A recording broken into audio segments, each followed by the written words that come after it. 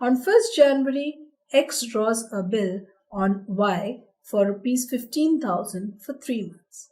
At maturity on 4th April, Y requests X to accept 5,000 in cash and for the balance to draw a fresh bill for 2 months together with 12% per annum interest.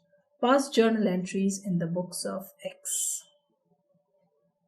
Journal entries in the books of X. So what has happened first? On 1st January, X draws a bill on Y for rupees 15,000 for 3 months. So let us say on 1st January, the entry would be bills receivable account debit to Y. Since Y has accepted it, amount is 15,000. It's bill receivable in the books of X. At maturity on 4th April, Y requests X to accept 5,000 in cash and for the balance to draw a fresh bill for 2 months together with 12% per annum interest. Now, since a new bill is being given, it means that the previous bill is not being honored. So the previous bill will have to be cancelled. On 4th April, that happens to be the date of maturity, we will cancel the old bill as if there is a dishonor. We need not have noting charges since Y has agreed to accept a new bill and he has paid some amount in cash.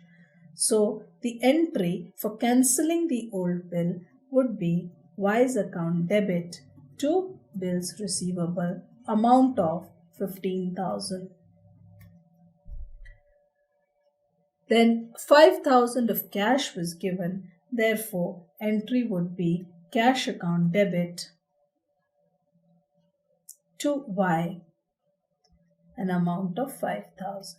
Now the balance due is 10,000.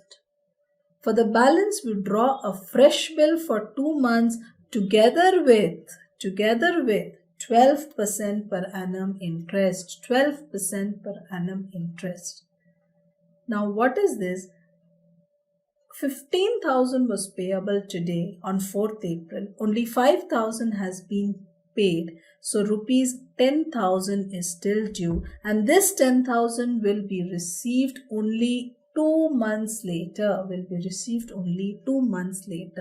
Therefore, interest would be charged at the rate of 12% on 10,000 for 2 months.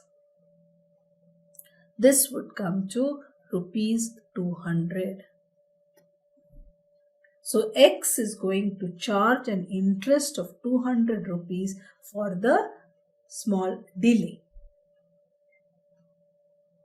Interest will be an income in the books of X, and before we pass the entry for the new bill, we should first make this interest amount payable. Who has to pay this? Y has to pay this.